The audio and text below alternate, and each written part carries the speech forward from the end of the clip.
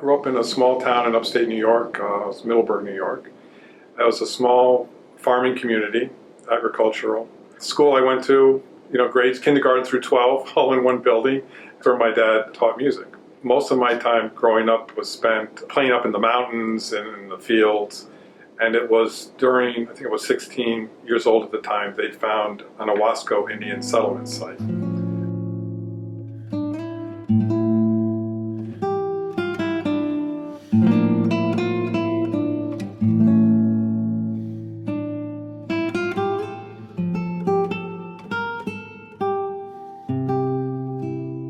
Very big news in our village. There were a lot of stories about skeletons that were found and uncovered. And I remember visiting the site and looking into the cache pits and the burial sites and seeing artifacts and bones and the stakes that were in the ground and various layers of soil. And this made a big impression on me.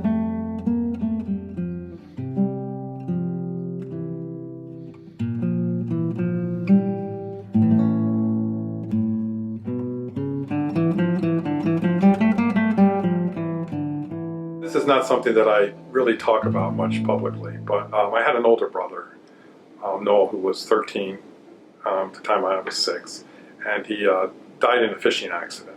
And of course, an event like that completely changes the whole dynamic of a family. And at 6 years of age, it certainly impacted my life and has affected, to some degree, the work that I'm doing today.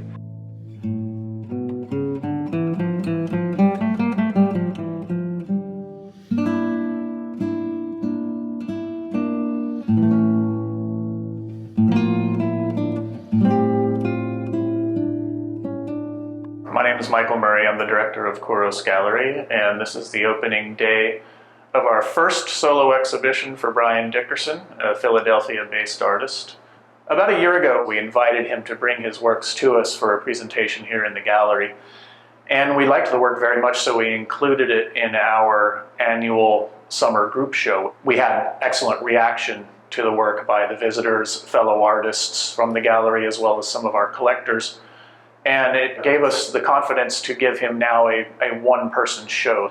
And it's entitled Constructed Paintings. And as you can see, they're almost like wall sculptures. You would consider them paintings, but you can think of them, because of the different materials he's using, canvas and primarily wood, that they're more sculptural, but he considers them paintings. And as you can see, he's using oil and wax. When you enter into the work, he has these different cairns, or windows, if you will, that lend the works a subtle mystery and invites the viewer to step up to the work and peer inside it, to really enter into the work.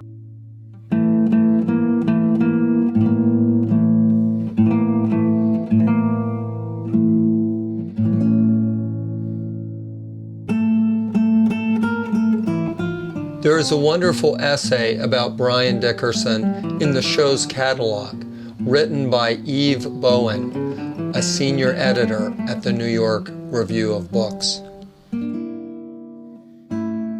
She writes, "Several years ago, Brian Dickerson carried an original serograph of one of Ad Reinhardt's black paintings into the woods of the Helderberg Mountains in upstate New York and hung it on a tree. He wanted to see what would happen if he juxtaposed the rigid geometry of Reinhardt's minimalist square with the forms that are found in nature." Dickerson had first encountered Reinhardt's work on a visit to the Museum of Modern Art in New York City when he was 16 years old. "I distinctly remember turning the corner of one gallery and being confronted by what first appeared to be a monochromatic black square," Dickerson says. "It completely changed my idea of what a painting was or could be."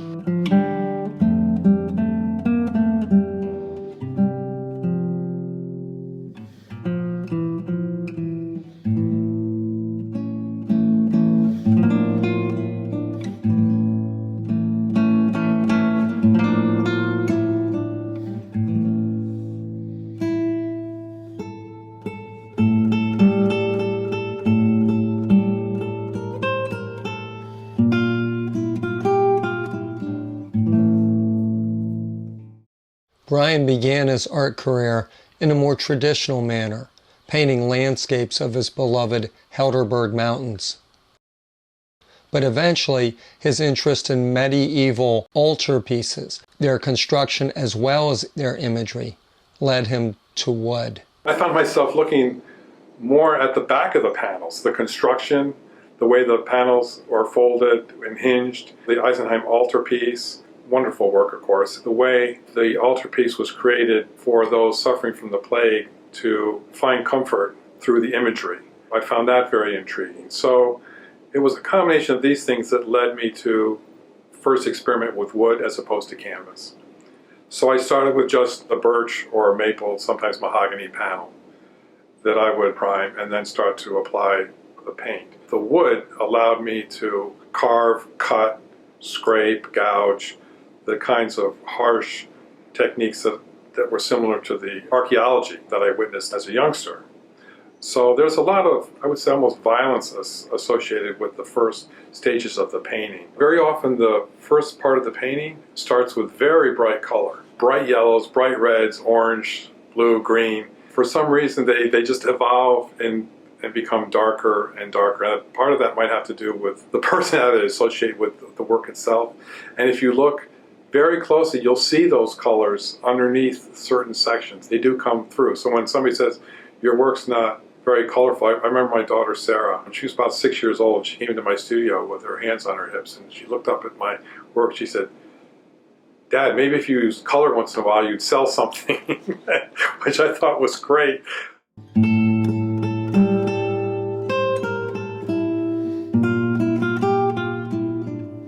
2 years ago, I went to Ballycastle, Ireland. I received a Ballinglan Foundation Fellowship. The result of that was I was able to spend several months in the village of Ballycastle, working, becoming part of the community. The foundation provided a home and studio for me. This experience had a profound effect on my life in a number of different ways. Well, I had a year to plan my first visit. During that time, I was able to meet a number of artists, many of them from Philadelphia who had been to Ballinglan.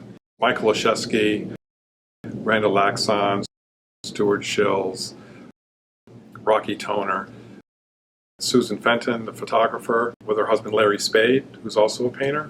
And all of them had nothing but good things to say about their experience and how much it had affected their work. One day I was walking into the village and I took a side road. Coming down from a rise, I thought I saw what looked to be a telephone pole. But as I got closer, I realized that it was a standing stone.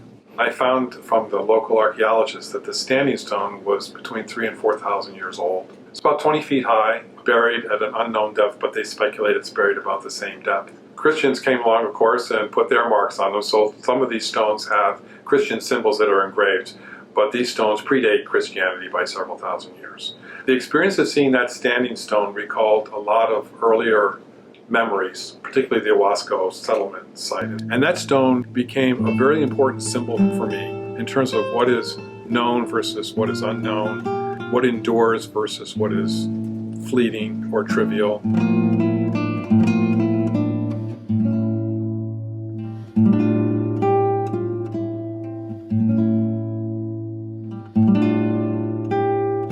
Part of the mystery is what's so intriguing about them, because one can just stand there and only speculate on who the people were who placed the stone there and what the purpose of the stone is. And I find that very key to, or linked to what I'm doing in my own work. The bottom line is it's still a mystery to me what I do. When I'm done with it, I always step back and then try to figure out what it all means. So I don't start with a preconceived idea or message or formula or composition. It's all, comes from something that I'm still trying to discover the sources for.